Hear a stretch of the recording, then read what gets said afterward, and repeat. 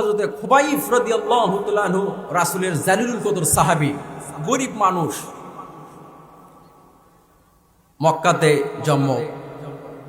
রাসূল পাক সাল্লাল্লাহু আলাইহি সাল্লাম হিজরত করে মদিনায় গেলেন, কিন্তু সংসারের হাল ধরতে গিয়ে হযরতে খুবাইব রাদিয়াল্লাহু তাআলা আনহু তিনি হিজরত করতে পারেন নাই। হযরতে খুবাইব বলেছেন লা ইলাহা ইল্লাল্লাহ। এই ছোট্ট বাক্যটি খুবাইব যখন বলল, সমাজ শক্তি, রাষ্ট্র শক্তি তাকে এমনভাবে গ্রেপ্তার করলো, তাকে ধরাশায়ী করলো, গ্রেপ্তার করে তাকে অন্ধকার কষ্টে রাখলো, জেলখানায় রাখলো। হযরতে খুবাইবকে জেলখানার ভিতরে, আয়না ঘরের ভিতরে, অন্ধকার ঘরের ভিতরে রাখলো, আর পার্লামেন্ট আইন পাশ করে দিল খুবাইবকে কোনো খাবার দেবে না, পানিও দেবে না, অন্ন বস্ত্র কিছু দেবে না, হাতে মারবো, পানিতে মারবো। খুবাইবকে দুনিয়া থেকে না খেলে অনাহারে মেরে ফেলার একটা ষড়যন্ত্র শুরু হয়ে গেল। হযরতে খুবাইবকে পার্লামেন্টের কাফেরদের নেতৃত্বে আইন পাশ করা হলো, খুবাইবকে তারা গ্রেফতার করেছে, কোনো খাবার দেবে না। তারা এই শাস্তি দেওয়ার অন্যতম কারণ হলো সমাজের লোকেরা, রাষ্ট্রের লোকেরা যাতে বুঝতে পারে খুবাইবের যে দশা হয়েছে, তোমরা ঈমান আনলেও তোমাদের সেই দশাই হবে। এই জন্যই খুবাইবকে তারা অনাহারে মারবে, খাবার দেবে না। আমার বন্ধুগণ, খুবাইবকে জেলখানার ভিতরে, আয়না ঘরের ভিতরে রাখা হলো, খাবার দেয় না, দিন যায়, সপ্তাহ যায়, কোনো খাবার দেয় না। এক সময় কাফেররা চিন্তা করলো, কয়েকদিন হয়ে গেল, মাস হয়ে গেল, এখন খুবাইবের লাশটা এখন ঘরের ভেতর থেকে বের করা হোক। তার কারণ অনেক দিন হয়ে গেল, আমরা তো কোনো খাবার দেই নাই, আমরা তো কোনো খাবার দেই নাই, সে তো স্পট ডেট হয়ে যাবে, সে তো মারা গিয়েছে, লাশটা বের করি। কাফেররা আনন্দ চিত্তে সদল বলে খুবাইবের রুমের ভিতরে প্রবেশ করলো, আলো জ্বালায়া দেখে লাশ তো দূরের কথা, হযরতে খুবাইবের পাশে আঙ্গুরের টস টসা একটা ঝোপা ওখানে অপেক্ষা করতেছে। আঙ্গুর। কাফেররা তো অ্যাস্টনিশড হয়ে গেল, অবাক হয়ে গেল, হাউ ইজ ইট পসিবল, কিভাবে সম্ভব এটা? এমন আঙ্গুরের ঝোড়া আমরা দেখতেছি, এমন আঙ্গুর ফল আমরা দেখতেছি, এরকম আঙ্গুর তো মক্কা আর মদিনার কোথাও জন্মায় না, এই আঙ্গুরটা আসলো কোথায় থেকে? কাফের অবাক হয়ে গেল। কাফেররা চিন্তা করলো, ও আমার নেতারাম, ও আমার চামচারাম, খুবাইবকে না খেয়ে মারা যাবে না, খুবাইবকে অনাহারে রেখে মেরে ফেলে দেওয়া সম্ভব নয়, তাহলে কিভাবে মারতে হবে? খুবাইবকে ফাঁসি দিয়ে মারা ছাড়া আমাদের কোনো পথ নেই, মারা যাবে না, ওকে ফাঁসি দিয়েই মারতে হবে। খুবাইবকে ফাঁসি দিয়ে মারার জন্য ডেট ঠিক করা হলো, নির্দিষ্ট দিনে খুবাইবকে ফাঁসি দেওয়া হবে, শুলে ঝুলানো হবে, ফাঁসির দড়িতে ঝুলানো হবে। খুবাইবকে বের করে নিয়ে আসা হলো। এরপরে তাকে অনেকবার প্রস্তাব দেওয়া হয়েছে, খুবাইব এখনো যদি তুমি কোরআনের সৈনিক থেকে ফিরে এসে আমাদের সৈনিক হয়ে যাও, কোরআনের দল থেকে ফিরে এসে আমাদের দলে যদি ভিড়াও, তাহলে জীবন নিয়ে তুমি তোমার স্ত্রী আর সন্তানের কাছে ফিরে যেতে পারবে। এরকম অফার দেওয়া হয়, এরকম প্রস্তাব আমার দেশেও বরেণ্য ওলামায়ে কেরাম যারা জেলখানায় থেকেছে, যারা ফাঁসির দড়িতে ঝুলেছে, তাদের দিনের পর দিন, মাসের পর মাস এরকম বড় বড় এমপি মন্ত্রী হওয়ার পর্যন্ত বড় বড় প্রস্তাব দেওয়া হয়েছে, কিন্তু তারা নাস্তিকদের কাছে মাথা নত করে নাই। করেছে তারা? করে নাই। অনেক বড় চান্স ছিল, অনেক বড় উদ্দেশ্য ছিল, অনেক বড় সুযোগ ছিল, মোমেন্টাম ছিল, অপরচুনিটি ছিল, but they could not receive it. তারা এটা গ্রহণ করে নাই, তারা শুধুমাত্র মাথা নত করেছে কার কাছে? আল্লাহর কাছে। যারা আল্লাহর কাছে মাথা নত করে, তারা দুনিয়ার আর কারো কাছে মাথা নত করতে পারে না। আমার বন্ধুগণ, বলছিলাম খুবাইবের কথা। হযরতে খুবাইবকে বের করা হলো, এরপরে খুবাইবকে জানানো হলো, খুবাইব সামনে, তোমার সামনে ফাঁসির দড়ি কিন্তু ঝোলানো, এই যে দেখো কিছুক্ষণ পরেই কিন্তু তোমার ফাঁসি হবে, কিছুক্ষণ পরেও দড়িতে ঝুলবাম, দড়ি কিন্তু তোমার জন্য অপেক্ষা করতেছে। দেখো খুবাইব দড়ির দিকে তাকায়, টেনশন করে না, ভয় করে না। খুবাইবের মনের ভেতরে কোনো ধরনের ভয় নাই, কোনো ধরনের টেনশন নাই, কারণ এই ফাঁসির দড়িতে যদি খুবাইব ঝোলেন আর যদি শহীদ হয়ে যান, তাহলে তিনি আল্লাহ রব্বুল আলামিনের দরবারে চলে যাবেন, কিন্তু জান্নাতে যাবেন। যারা ফাঁসির দড়িতে ঝোলে, ইসলামের জন্য, কোরআনের জন্য যারা ফাঁসির দড়িতে ঝোলে, তাদের স্থান হবে ইনশাআল্লাহ জান্নাতে। কোথায় হবে? জান্নাতে।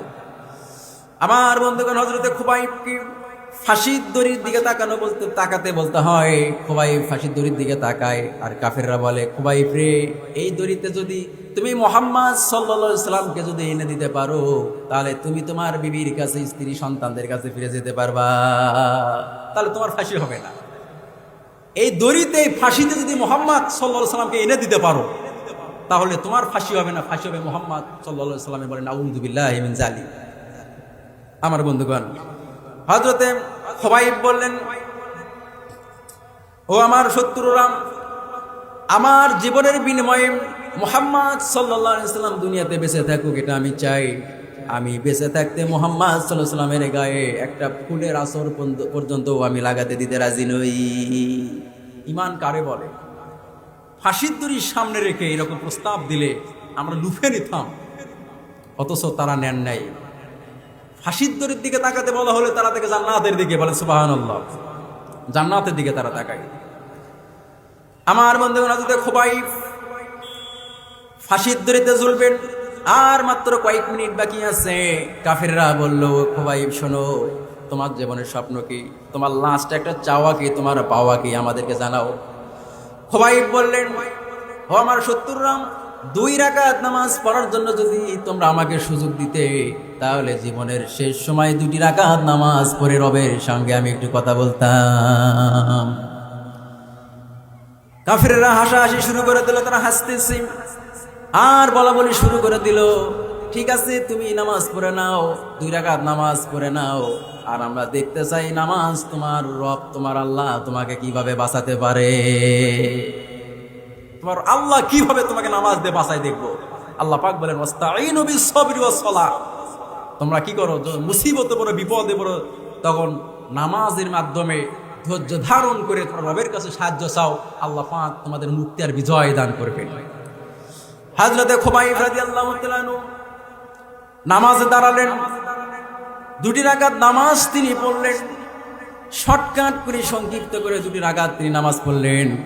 নামাজ শেষ করে তাদেরকে বললেন, ও আমার শত্রুরাম, ও আমার দুশমনরাম, যদি তোমরা এই ধারণা যদি পোষণ না করতে, আমি খুবাইব ফাঁসির ভয়ে, মরার ভয়ে নামাজকে দীর্ঘ করতেছি, এই ধারণা যদি আমার ভেতরে না আসতো, তাহলে আমি আমার নামাজকে আরো লম্বা করে রবের সাথে আমি কথা বলতাম, নামাজটাকে আরো লম্বা করতাম আমি। কিন্তু তোমরা তো মনে করবা যে খুবাইব মরার ভয়ে, ফাঁসির দড়িতে ঝোলার ভয়ে খুবাইব কি করতেছে, নামাজকে দীর্ঘ করতেছে, তাই বলবে না? আপনারাও তাই বলতেন। হযরত খুবাইব নামাজ শেষ করলেন, রবের দরবারে 2টি হাত তুলে তিনি দোয়া করে মুনাজাত করতেছেন, আই রব্বুল আলামিন, আরশ আজিম থেকে তুমি চেয়ে দেখো, ফাঁসির দড়ি আমার সামনে ঝোলানো। কাফেররা অনেক প্রস্তাব দিয়েছে, প্রস্তাবকে গ্রহণ করে নাই। কাফেরদের কোনো কথা, কোনো অফার আমি গ্রহণ করি নাই। তোমার জান্নাতের আশায় ফাঁসির দড়িতে ঝুলতে আমি রাজি আছি। জীবনের শেষ মুহূর্তে তোমার কাছে আমার 2টি চাওয়া। 1 নম্বর চাওয়া হলো, আমার এই ফাঁসির খবর, আমার এই শহীদের খবর বিশ্বনবী জনাবে মুহাম্মদ রাসূলুল্লাহ সাল্লাল্লাহু আলাইহি ওয়াসাল্লামের কাছে মদিনায় পৌঁছায় দিবা। যেহেতু আমি মক্কায়, রাসূল মদিনায়, আমার এই খবরটাকে অবশ্যই মদিনায় পৌঁছায় দিবেন। আর 2 নাম্বার চাওয়া হলো, আমার পাশ দিয়ে শত শত কাফেরেরা রাঙ্গা তলোয়ার নিয়ে দাঁড়ায় আছে। আমার ফাঁসি হওয়ার পর, আমাকে ঝুলানোর পর তারা আমার লাশের সঙ্গে বিয়াদবি করতে পারে, আমার লাশটা নিয়ে তারা ষড়যন্ত্র করতে পারে। শহীদদের মর্যাদা অনেক বেশি হওয়ার কারণে আপনার কাছে দোয়া করছি, মাবুদ গো, আমার লাশের সঙ্গে যেন কোনো বিয়াদবি করতে না পারে, আমার লাশটাকে মদিনায় নিয়ে যাওয়ার ব্যবস্থা করে দিও। সুবহানাল্লাহ, কি দোয়া করলেন দেখছেন আপনারা? উনি কি দোয়া করলেন? 1 নাম্বার হলো যে আমার এই মৃত্যুর খবর, আমার এই শহীদের খবরটা মদিনায় রাসূলের দরবারে পৌঁছায় দিবে। আর 2 নাম্বার হলো যে আমার লাশের সঙ্গে যেন তারা বেয়াদবি করতে না পারে, আমার লাশটাকে মদিনায় নিয়ে যাওয়ার ব্যবস্থা করবে। 2টি দোয়া হযরত খুবাইবের 2টি দোয়া করলেন। দোয়া করতে দেরি হলো, কিন্তু দোয়া পাশ হতে দেরি হলো না। হযরত খুবাইবের দোয়া আল্লাহ রাব্বুল আলামিন দোয়া কবুল করলেন। কাফেরেরা হযরত খুবাইবকে ফাঁসিতে ঝুলালো, তাকে মৃত্যুদণ্ড দিল। এরপরে কাফিররা সিদ্ধান্ত নিল তারা কোনো ক্রমেই খোবাইবের লাশকে তারা মদিনায় যাইতে দেবে না, জানাজা পড়তে দেবে না, এরপরে কাফন করতে দেবে না, দাফন করতে দেবে না। চিন্তা করছেন আপনারা? ফাঁসির দড়িতে ঝুলানোর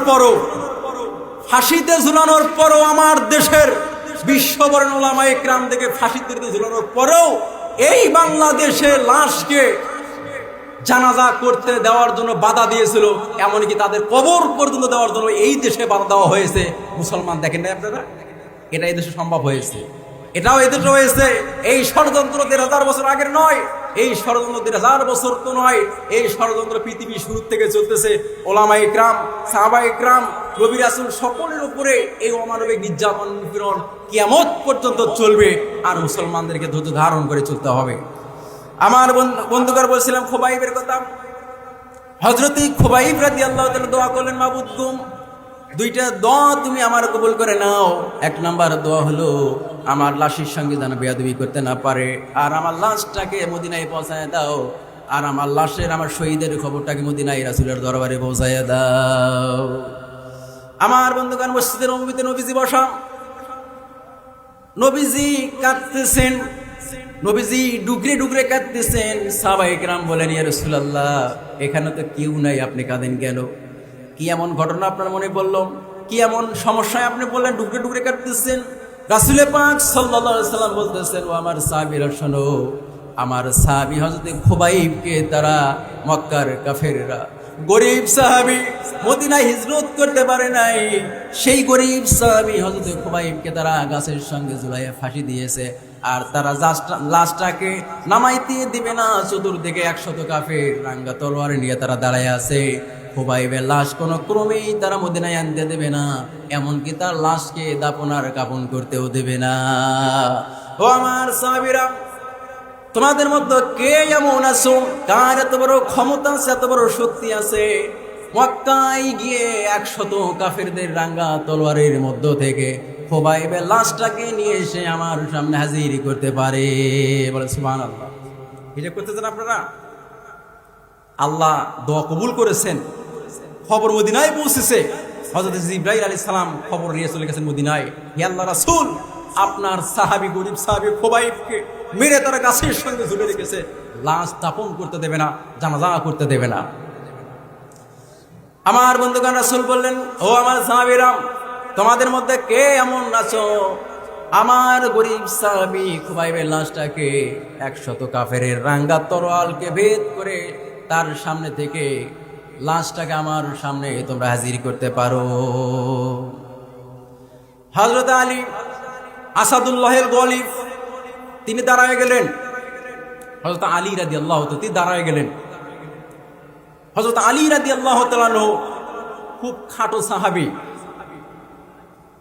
কিন্তু আল্লাহ পাক তার শক্তি এবং জ্ঞানের বহরকে অনেক দূরে পাঠিয়ে দিয়েছেন। অনেক লম্বা জ্ঞান আর অনেক লম্বা শক্তি আল্লাহ পাক তাকে দান করেছেন। তার জ্ঞানের বহরটা ছিল অনেক বড়। রাসূল পাক সাল্লাল্লাহু আলাইহি সাল্লাম বললেন, আনা মাদিনাতুল ইলম ওয়া বাবুহা আলী।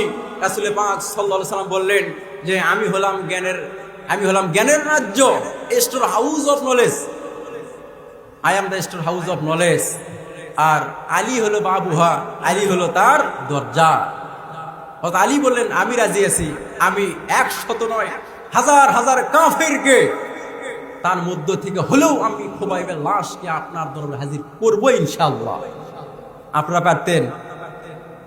আপনার তো শীত না আসছে, আপনি শীতে গেছেন। আপনারা শীত আসার আগেই আপনি শীতে গেছেন। আপনারা ১০০ কেন, হাজার হাজার কেন, দুইজনের মধ্য থেকে এরকম আনতে পারতেন না আপনারা? এতবার ঈমান আমাদের নাই। আমাদের ঈমান হলো কুসুর গাছের পানির মতো, এই ঝাঁকুনি দিল আর পড়ে গেল। এরকম ঈমান নিয়ে আমরা জান্নাতে যেতে চাই। আমার হিসাব মেলে না। যে জান্নাতে থাকবে আবু বকর, যে জান্নাতে থাকবে ওমর, যে জান্নাতে আলী, খাব্বাব, খুবাইব রিদওয়ানুল্লাহি তাআলা আজমাইন, এই সাহাবীরা যে জান্নাতে থাকবে, আমরা সলিমুদ্দি কলিমুদ্দি করে সেই জান্নাতেই থাকবো।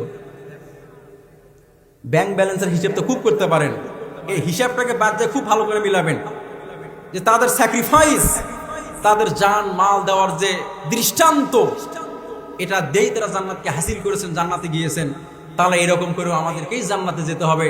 জান্নাতে যাওয়ার alternative, there is no alternative way to go the haven.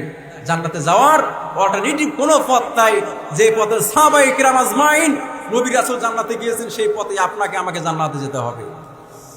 আমার বন্ধুগণ, হযরত আলী তিনি বলেন, ইয়া রাসূলুল্লাহ, চিন্তার কোনো কারণ নাই, টেনশনের কোনো কারণ নাই, আপনি অনুমতি দিলে আমি আলী চলে যাব মক্কায়। 100 নয়, হাজার হাজার কাফেরের মধ্য থেকে খুবাইবের লাশ আমি আপনার দরবারে পৌঁছে দিতে রাজি আছি। রাসূল পাক সাল্লাল্লাহু আলাইহি সাল্লাম বলেন, আলী যাও, তোমাকে অনুমতি দেওয়া হলো। হযরতে আলী রাদিয়াল্লাহু তাআলা আনহু তিনি অনুমতি পেয়ে তিনি চললেন ঘোড়ার উপরে। হাদিস এসেছে হযরত আলী ঘোড়ায় চললেন, চাবুক মারলেন, রওনা দিলেন। হযরতে মিকদাদ রাদিয়াল্লাহু তাআলা আনহু বললেন, হযরত আলী যাওয়ার পর রাসূল পাক সাল্লাল্লাহু আলাইহি সাল্লামকে বললাম, ইয়া রাসূলুল্লাহ, আপনি আমাকে অনুমতি দেন, আমিও যাব। হযরত মিকদাদ বলতেছেন, আমি ঘোড়ায় চাবুক মারলাম, ঘোড়ায় চললাম, আল্লাহি, আল্লাহর কসম করে বলি, আলী রওনা দেওয়ার সঙ্গে সঙ্গে আমি পিছনে পিছনে রওনা দিয়েছিলাম। আল্লাহর নামের কসম করে বলি, আমি আলীর ঘোড়াকে আমার ঘোড়া দিয়ে ধরতে পারি নাই, আমি পারি নাই। এত চোখের পলকে আলী পৌঁছে গিয়েছে। আমার বন্ধুগণ, সে আলী এক মহাবীরের নাম, যে বীরের হাতে খয়বার বিজয় হয়েছে।